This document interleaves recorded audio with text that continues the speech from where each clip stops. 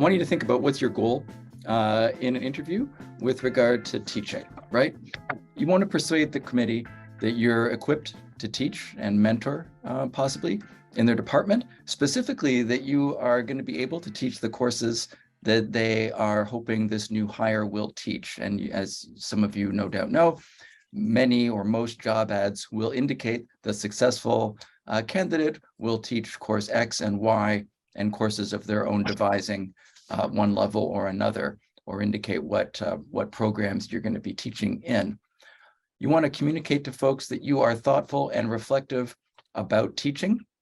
And I phrase that deliberately, because you can be thoughtful and reflective about teaching that you have not yet done. And we'll talk more about that in a few minutes. And that the bar here is that you have potential as a teacher, right? You're at the beginning of your career. That's the standard. So the goal here is not, has the person already taught all the things, or is she already the world's best teacher, although you may well be. The bar is lower than that, and that's a good thing. That's a sensible thing. So will this person be able to get their courses up and running satisfactorily, right? Anyone who has taught classes knows that you don't get it all right on the first try, right? It's going to take 3 times through teaching a class before maybe you really get it working the way you want it to. And anyone who's doing hiring is going to know that. And if they're interviewing you, they're interested in you, right? And that your relative lack of experience in teaching, as it may be, clearly does not trouble the committee if they've called you back and they want to talk to you. Folks coming out of flagship public universities are almost always going to have more teaching experience than somebody coming out of a place like Penn. And there's nothing that you can do to change that. All you can do is work with the experience that you have. So I want to be encouraging on this point. And so a lot of this is forward-looking. What are you going to teach at Ohio State University next fall as an assistant professor? And how will your teaching evolve in that role? I want you to think about how can you make the most of the experience that you do have, right?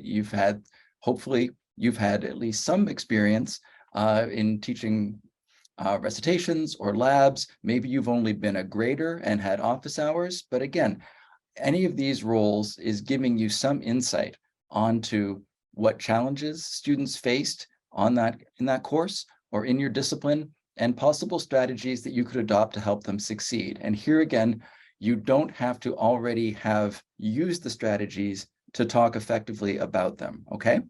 Maybe some of you, if you've come to the US as a postdoc, you don't have any teaching experience at an American university, but maybe you have some in another country. And again, you can leverage that, and I'm happy to talk with you about that. And I can also talk with you about what can you do while you're still here at Penn to gain some insights, gain some experiences about American classrooms, for instance, to help you moving forward in your job seeking. So that the conversation about teaching, it begins with what experience that you've had, but then I want to talk to you about other ways that you can prepare for teaching and be able to talk with the hiring committee about teaching, looking ahead to being an assistant professor. And here, I think you want to show folks that you are aware of conversations in your field about teaching, right? And I can help you figure out where to go looking for some of these conversations in a minute. These conversations could be, and these are just 3 examples, lots of talk in the last 20 years, to be honest, about active learning. Similarly, lots of discussion about inclusive and equitable teaching practices.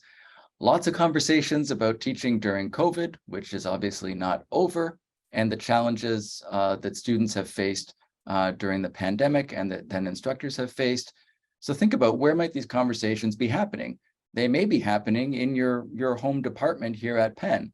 They might not be, but in some departments, there are lively conversations about teaching issues. Look to higher ed publications like the Chronicle or Inside Higher Ed. There is lively conversation about pedagogy across all disciplines on the Twitters. There's podcasts, and then some academic journals that aren't specifically about teaching will have papers on teaching. And again, where to go looking for this is going to vary a little bit depending on your discipline, but there's lots of good stuff out there that you can learn from and incorporate into your thinking when asked to describe how are you going to teach intro to bio or whatever it is, a course that you haven't had the opportunity to teach. That's fine, but you can put some work into thinking concretely about how you will teach that class and then be able to speak persuasively to a committee about that. So here's an example. Two colleagues from the University of North Carolina, Vijay Sathi and Kelly Hogan, a statistician and a biologist. This is a nice, succinct little explainer on inclusive teaching strategies. They actually now have a book out on the topic, which would be well worth a read. Here's another example. This is from our colleagues at Vanderbilt Center for Teaching, a succinct primer on how to design STEM exams in a way that is maybe more humane and not discouraging for students. A couple of examples of papers with concrete teaching strategies grounded in the research. This is on how to alleviate stress and anxiety among STEM students. My examples are STEM heavy, but obviously we could find similar papers for humanities and social sciences. And this one's 10 years old, but again, 21 teaching strategies to promote student engagement. You don't have to reinvent the wheel on teaching topics. There are, in your field, people have been thinking about these things, have been trying things out, and you can totally make use of their experiences and insights to start thinking about how you're going to run these classes. Again, it's totally fine that you haven't taught these courses yet, but you definitely want to show that you're thinking ahead to how you would manage a large lecture course or how you would teach a graduate seminar. If that's the transition where in some cases, you're going from being a graduate student in the spring of 23 to teaching a graduate seminar in the fall of 23. What are your, how are you going to approach that? You need to do a little bit of homework and thinking, again, rooted in your own experiences. You have a ton of experiences as a learner, as a student, that you can make use of in thinking about how you will teach. As I indicated before, super important to be ready to address the courses that were mentioned in the job ad. And here I will say, in screening interviews, I was not expecting to be asked straight out, what textbook would you assign in Western Civ, right, for one of my interviews. I was able to come up with an answer, but I hadn't imagined in a screening interview that they would want to know specifically what book are you going to assign in the class. But that class was in the job ad, and I should have thought about that. So you may not be able to come up with a sample syllabus, although if you are able to start drafting some sample syllabi, that would be terrific. But I know you've got a million other things to do. But at least give some thought, starting with those courses that are indicated in the ad, about what textbook would you use or what kinds of core materials, a couple of journal articles if you're teaching with what scientists call primary literature and what everyone else calls secondary literature. What kinds of assessments would you use? And here, this is where you can start to put your mark on things and show a committee that you are thinking possibly creatively about how to teach this course. So maybe you've got a cool idea for a kind of project you could have students do. Again, you haven't had a chance to try this, but that doesn't mean that it's not going to be of interest. And also thinking about, what are your big picture goals for this class? What is it that you want students walking away with in terms of content or skills? And you want to also think about this for a couple of courses that you would want to propose and you would teach, right? So, it's reasonable that they might ask you about teaching intro to computer science or intro to sociology, because that's what they want the new hire to take over from somebody else.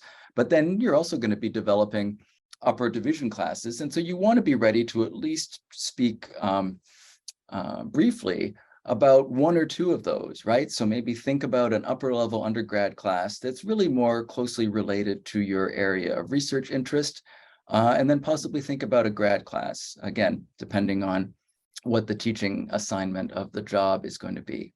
One thing I want to stress is that for most jobs, breadth is an asset, right?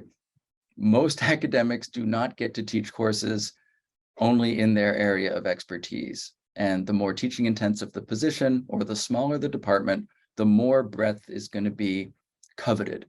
And so generally, you want to signal that you are okay with that.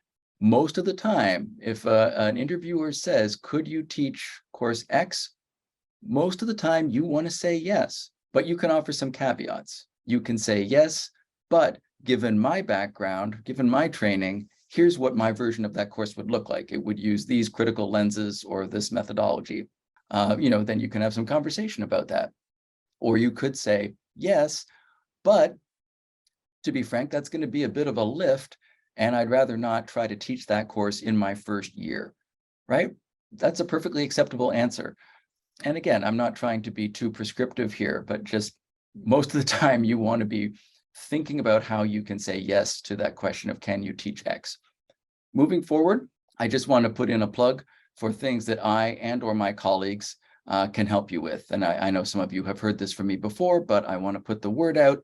Happy to look at any of your job materials as they pertain to teaching, whether it's the teaching paragraphs in your cover letters, teaching statements, teaching portfolios, thinking about evidence of teaching effectiveness that some job ads might ask for. Happy to do mock interviewing on Zoom or in person. Again, we want to stay in our lane, but I'm happy to hop on a call with you, and a colleague and I can pose some questions about teaching to you so you can get some practice before you do it for real. If you get a campus visit, and I earnestly hope that you do, lots and lots of schools are now asking for teaching demonstrations in addition to a conventional job talk, or at more teaching focused institutions, there might not be a job talk, there's only a teaching demo. Teaching demos are frequently weird and awkward. We're happy to help you prepare for that, brainstorm what you might do, and then you're welcome to come to our space, bring your people, and practice it. Or we can do that via Zoom. So please don't hesitate to get in touch with me.